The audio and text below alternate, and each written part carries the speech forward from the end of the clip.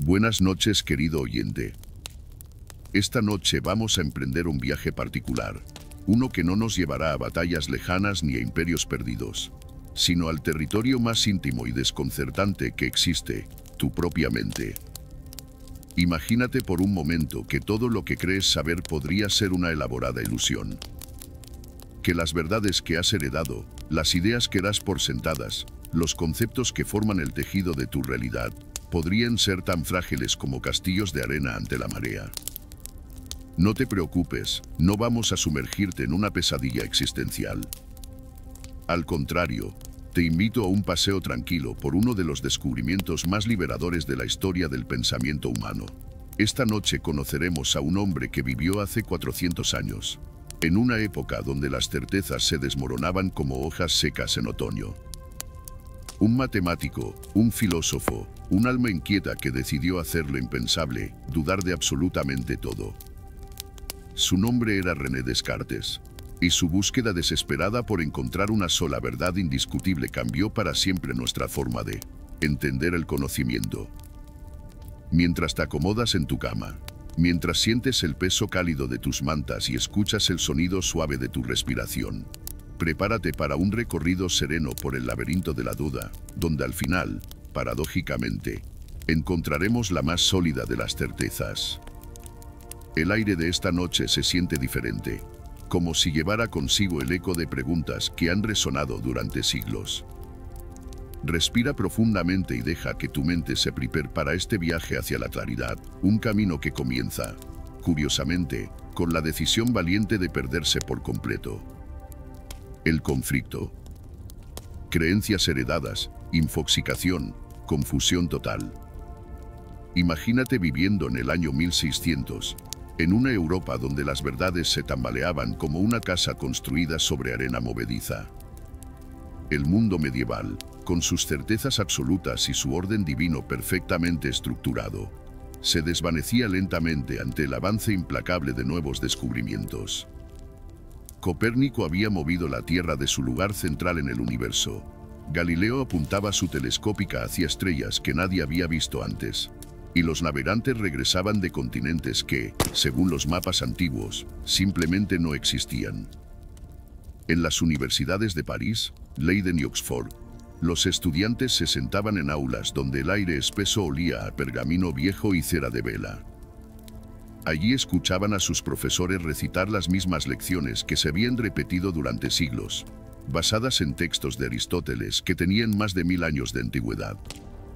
Pero fuera de esas aulas, el mundo real contradecía cada día esas enseñanzas con una persistencia inquietante. Los comerciantes que regresaban de tierras lejanas traían historias que no encajaban con ninguna descripción conocida. Hablaban de pueblos con costumbres completamente diferentes, de plantas que curaban enfermedades que los médicos europeos consideraban incurables, de sistemas de gobierno que funcionaban sin reyes ni papas. Cada barco que llegaba a puerto era como una piedra lanzada al estanque tranquilo de las creencias establecidas, generando ondas que se extendían hasta los rincones más silenciosos de la sociedad. En este ambiente de confusión gradual, las personas comunes vivían sus días atrapadas entre mundos. Por las mañanas escuchaban en la iglesia verdades que se proclamaban eternas e incuestionables. Por las tardes, en los mercados y tabernas, oían relatos que ponían esas mismas verdades en entredicho.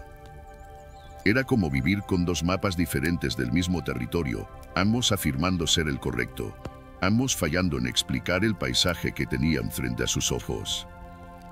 La información llegaba fragmentada, contradictoria, filtrada a través de múltiples fuentes que a menudo tenían intereses propios que defender. Los libros eran escasos y caros, la imprenta aún era relativamente nueva, y la mayoría de las personas dependían de lo que otros les contaban para formar su comprensión del mundo. Era una época de lo que hoy podríamos llamar infoxicación primitiva, demasiada información contradictoria, muy pocas herramientas para distinguir lo verdadero de lo falso. En este contexto de incertidumbre creciente, muchas mentes sensibles comenzaron a experimentar una sensación particular, una incomodidad profunda que se instalaba en el estómago como una piedra fría. Era la sensación de caminar por terreno inestable, de no poder confiar en las bases sobre las cuales habían construido su comprensión de la realidad. Algunos intentaban aferrarse más fuertemente a las viejas certezas, como náufragos abrazando los restos de un barco hundido. Otros simplemente se rendían al escepticismo, concluyendo que si no se podía saber nada con certeza, entonces no valía la pena intentar saber nada en absoluto. Pero había una tercera opción, una respuesta más radical, al mismo tiempo, más esperanzadora. En lugar de aferrarse a verdades dudosas o rendirse ante la imposibilidad del conocimiento, se podía tomar el camino más difícil, cuestionar absolutamente todo, partir desde cero, y construir el conocimiento sobre fundamentos tan sólidos que ninguna duda futura pudiera sacudirlos. Esta era la opción que un joven francés llamado René Descartes estaba a punto de explorar, sin saber que su búsqueda personal se convertiría en una de las aventuras intelectuales más influyentes de la historia humana. El conflicto estaba planteado. El mundo viejo se desmoronaba, el nuevo aún no había nacido, y en medio de esa tensión, una pregunta resonaba con urgencia creciente en un mundo lleno de dudas. ¿Existía alguna verdad en la que se pudiera confiar completamente? René Descartes. La duda metódica, el pienso luego existo. En una fría mañana de noviembre del año 1619, en la pequeña ciudad alemana de Ulm, un joven soldado francés de 23 años se despertó en una habitación caldeada por una estufa de hierro. Su nombre era René Descartes, y acababa de tener 3 sueños que cambiarían el curso de su vida y, sin que él lo supiera entonces, el destino del pensamiento occidental. Descartes había nacido en La Haye, en la región francesa de Touraine, en una familia de pequeña nobleza. Su infancia transcurrió entre los muros del colegio jesuita de La Fleche, donde el aire siempre olía a incienso y tinta fresca, y donde los jóvenes estudiantes aprendían latín, griego, matemáticas y filosofía escolástica. Era un ambiente de certezas aparentes, donde cada pregunta tenía su respuesta preestablecida y cada respuesta se apoyaba en la autoridad de textos antiguos. Pero René tenía una mente inquieta, una de esas mentes que no se conforman con aceptar las cosas simplemente porque siempre se habían hecho así. Desde muy joven, sentía una incomodidad particular cuando sus profesores le presentaban como verdades incuestionables, afirmaciones que a él le parecían, en el mejor de los casos, probables. Era como si llevara dentro una pequeña voz que susurraba constantemente, ¿pero cómo puedes estar seguro de eso? Después de completar sus estudios, Descartes se alistó en el ejército del príncipe Mauricio de Nassau, no tanto por vocación militar como por curiosidad intelectual. Quería conocer el mundo, ver con sus propios ojos esas tierras que había estudiado solo en mapas, conversar con personas de diferentes culturas y tradiciones. El ejército, en aquellos tiempos, era una de las pocas instituciones que permitía a un joven noble viajar extensamente y mantener, al mismo tiempo, cierta posición social. Durante sus viajes, Descartes se encontró con la misma situación que perturbaba a tantos de sus contemporáneos. Cada región tenía sus propias costumbres, sus propias creencias, sus propias formas de entender la realidad. Lo que en Francia se consideraba moralmente correcto, en Alemania se veía como cuestionable. Lo que los holandeses daban por sentado, los italianos lo ponían en duda. Era como si la verdad cambiara de forma según el lugar donde uno se encontrara, como si fuera un líquido que tomaba la forma del recipiente que lo contenía. Esta experiencia de relatividad cultural intensificó en Descartes una crisis intelectual que había estado gestándose durante años. Se dio cuenta de que la mayoría de sus creencias no eran realmente suyas, sino que las había heredado de su familia, su educación, su cultura. Eran como ropas que otros habían elegido para él y que él había usado sin cuestionarse si realmente le quedaban bien o si eran adecuadas para el clima en el que vivía. Fue entonces cuando comenzó a desarrollar lo que más tarde llamaría su método de duda. La idea era radical en su simplicidad. Si quería encontrar al menos una verdad absolutamente segura, tenía que deshacerse de todas las creencias que pudieran ser falsas. Y para estar completamente seguro, Tendría que tratar como falsas incluso aquellas creencias que solo fueran dudosas. Era como demoler completamente una casa con cimientos defectuosos para construir una nueva sobre roca sólida. Comenzó por dudar de todo lo que había aprendido de los libros. Después de todo, los libros eran escritos por seres humanos, y los seres humanos se equivocaban constantemente. Luego dudó de todo lo que había aprendido a través de sus sentidos. Sus ojos le habían mostrado el sol moviéndose por el cielo, pero los astrónomos le aseguraban que era la Tierra la que se movía.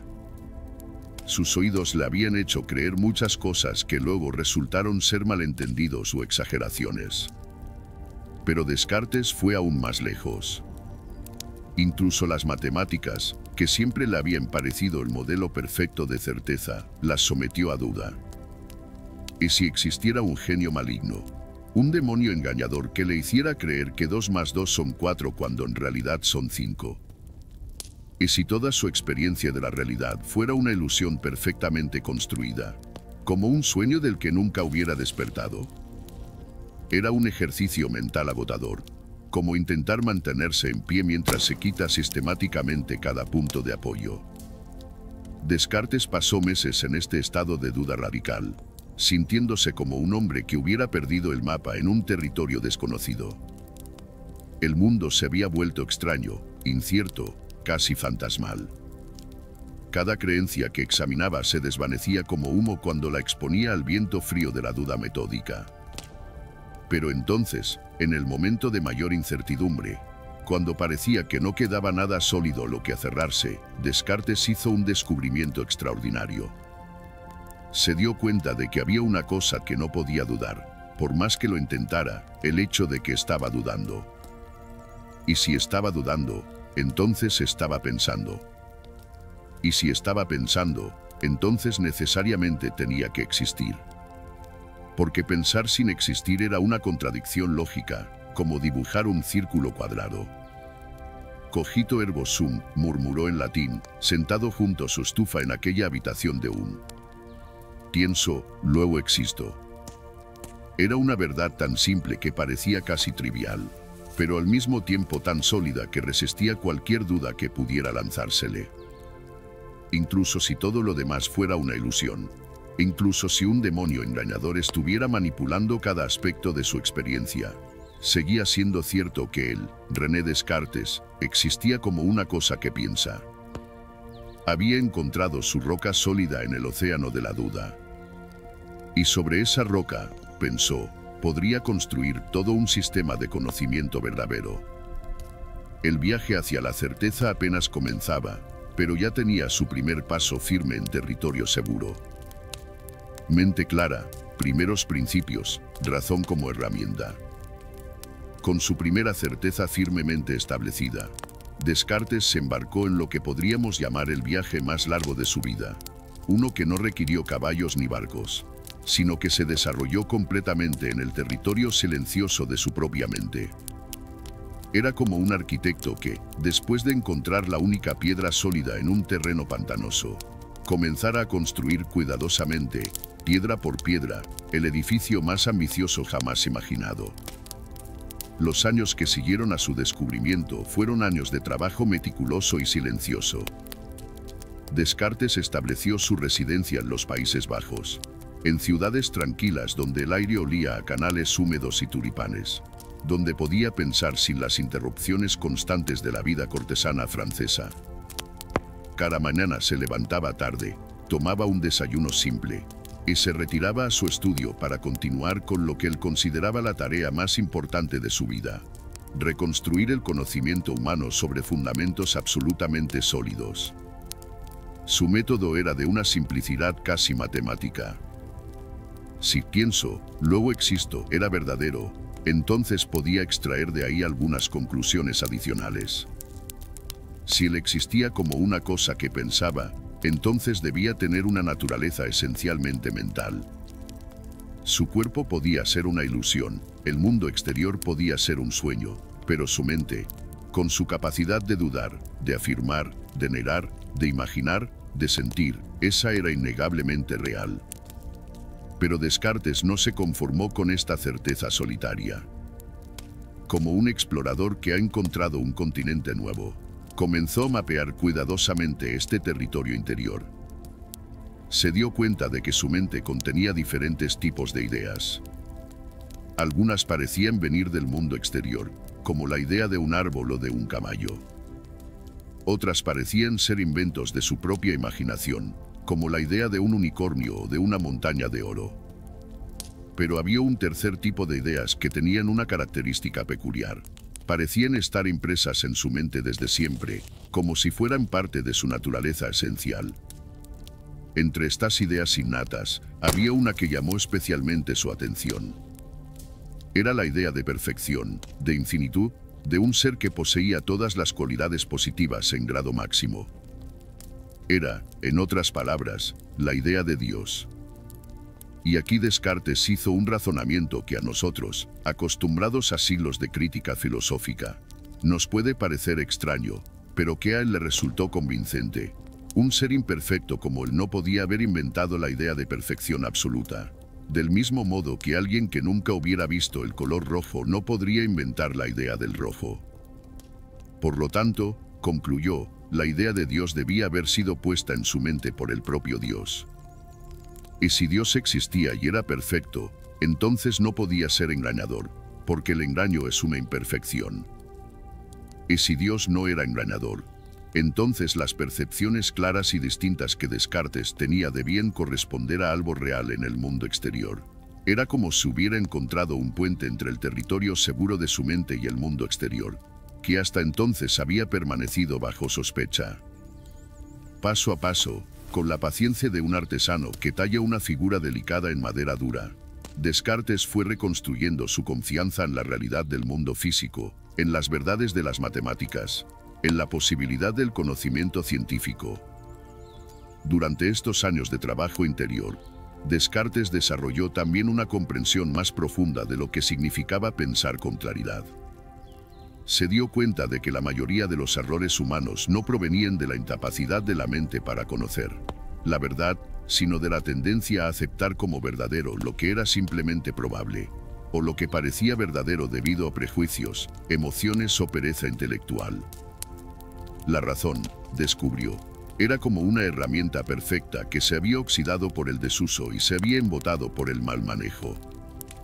Cuando se la limpiaba cuidadosamente, cuando se la empleaba con paciencia y método, era capaz de cortar a través de las ilusiones más sofisticadas y revelar la estructura subyacente de la realidad. Estableció reglas simples para el uso correcto de esta herramienta. Primera regla, no aceptar nunca como verdadero lo que no fuera evidente por sí mismo, lo que no se presentara a la mente con tanta claridad y distinción que no cupiera duda alguna sobre ello. Segunda regla, dividir cada problema complejo en tantas partes simples como fuera posible. Tercera regla, comenzar siempre por los objetos más simples y fáciles de conocer, para ascender gradualmente hacia los más complejos. Cuarta regla, hacer enumeraciones tan completas y revisiones tan exhaustivas que se pudiera estar seguro de no haber omitido nada importante. Eran reglas que parecían casi demasiado simples, como las instrucciones para caminar o para respirar. Pero Descartes descubrió que aplicarlas consistentemente requería una disciplina mental extraordinaria. Era como aprender a tocar un instrumento musical. Las notas individuales eran simples, pero ejecutar una melodía compleja requería años de práctica paciente. Gradualmente, a medida que aplicaba estas reglas a diferentes áreas del conocimiento, Descartes comenzó a experimentar algo que no había sentido desde la infancia: la confianza tranquila de caminar por terreno sólido. No la confianza ciega de quien acepta sin cuestionar, sino la confianza aranada de quien ha probado cada paso antes de darlo, de quien ha construido su camino piedra por piedra con sus propias manos. Su mente, que años antes había sido un territorio de confusión e incertidumbre, se había convertido en algo parecido a un jardín bien cuidado, donde cada idea tenía su lugar apropiado, donde los senderos estaban claramente marcados, donde no había rincones oscuros ni malezas de confusión. Era un espacio interior de claridad y orden, un refugio contra el caos del mundo exterior. Pero lo más extraordinario de todo era que este jardín mental no era solo un lugar de retiro contemplativo. Era también un taller, un laboratorio, una base de operaciones desde la cual podía emprender expediciones hacia territorios inexplorados del conocimiento.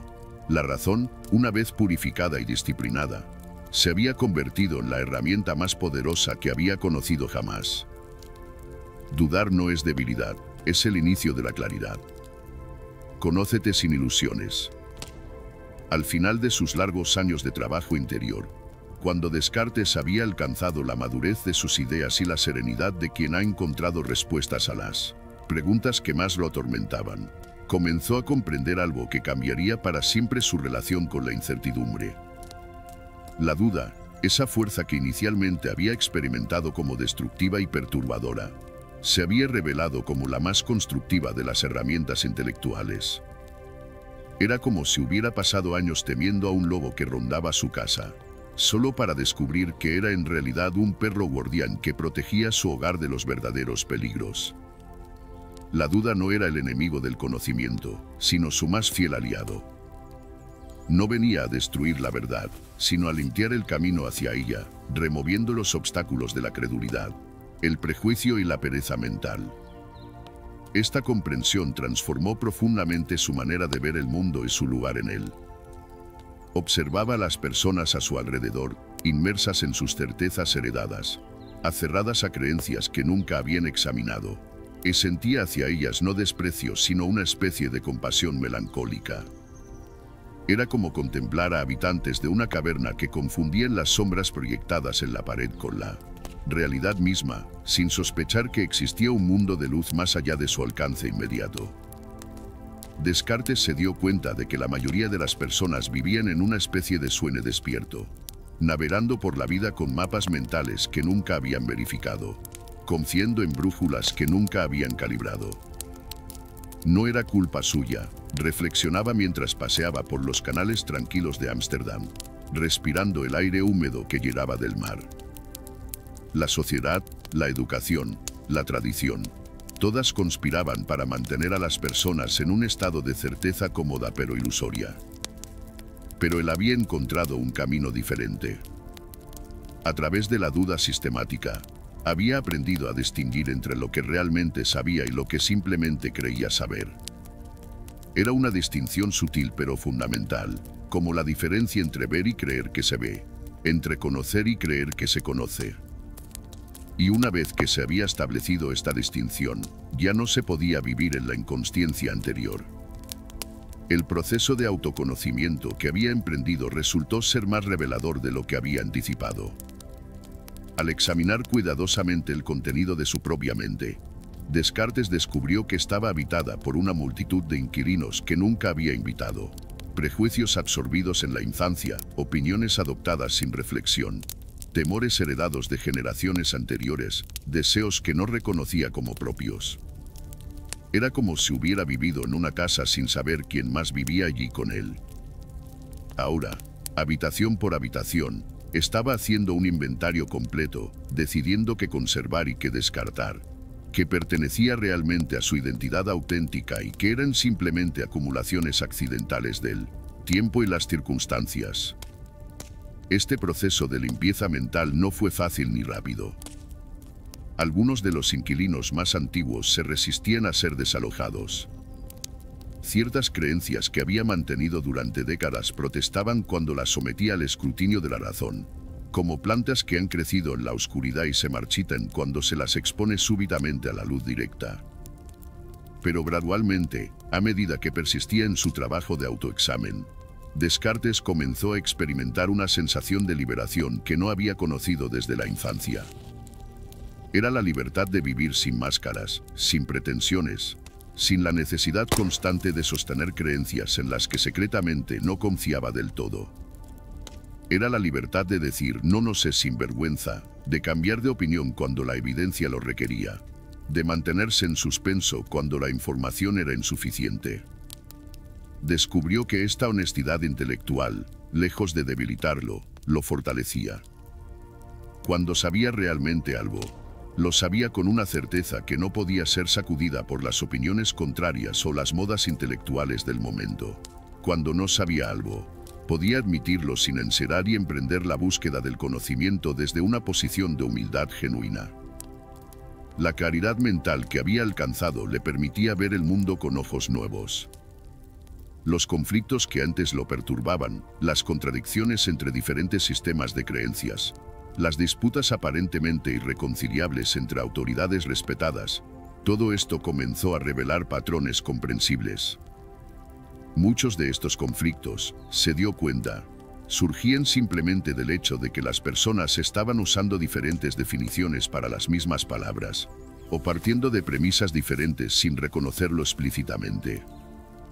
Era como si hubiera aprendido a ver a través del humo de la confusión intelectual hasta las estructuras subyacentes de los problemas. Y una vez que se podían ver estas estructuras claramente, muchos problemas que parecían imposiblemente complejos se revelaban como sorprendentemente simples. Pero quizás el descubrimiento más importante de todos fue que la búsqueda de la verdad no era un destino al que se podía llegar de una vez por todas, sino un modo de viajar. La claridad no era un estado que se alcanzaba y luego se poseía permanentemente, sino una práctica que requería renovación constante. Cada día traía nuevas oportunidades para aplicar la duda constructiva, para examinar creencias que habían pasado desapercibidas, para distinguir lo cierto de lo probable. Descartes llegó a comprender que había encontrado algo más valioso que un conjunto de verdades específicas. Había encontrado un método para vivir en la verdad, una forma de habitar el mundo con integridad intelectual.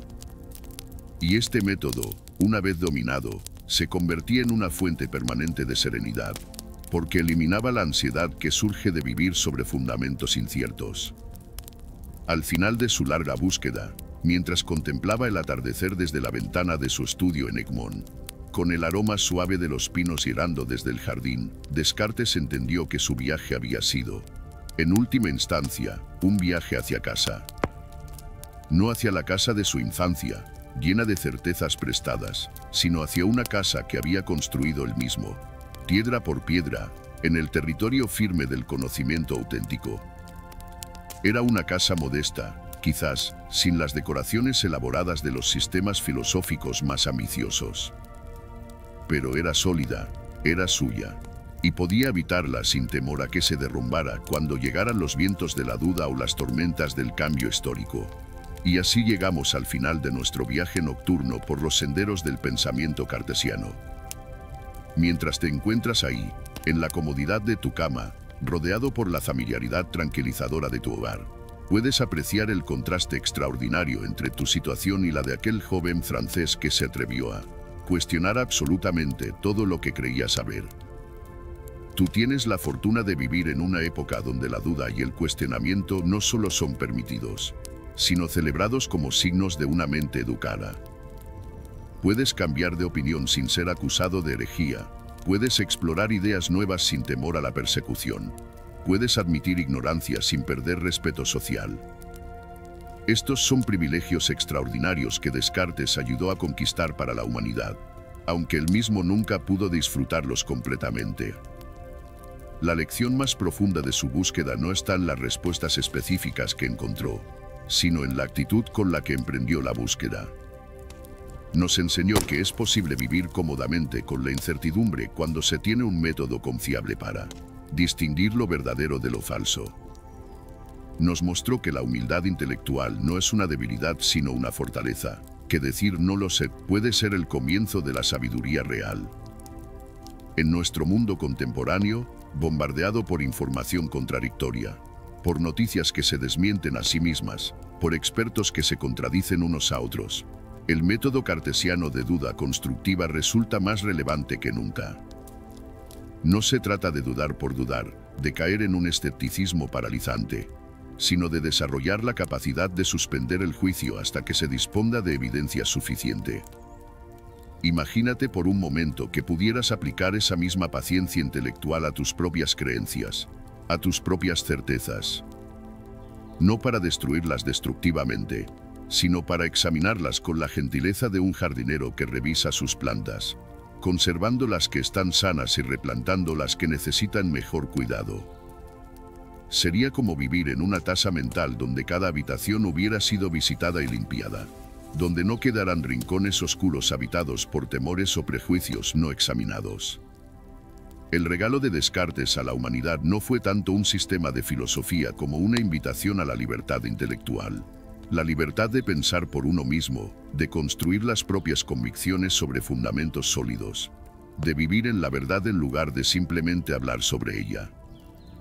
Mientras el sueño comienza a arañar terreno en tu conciencia, mientras sientes como tu respiración se vuelve más lenta y profunda, puedes llevar contigo esta imagen tranquilizadora. En algún lugar del territorio vasto de la mente humana, existe un espacio de claridad perfecta.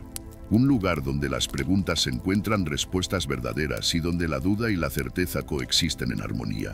No necesitas conquistar ese territorio esta noche.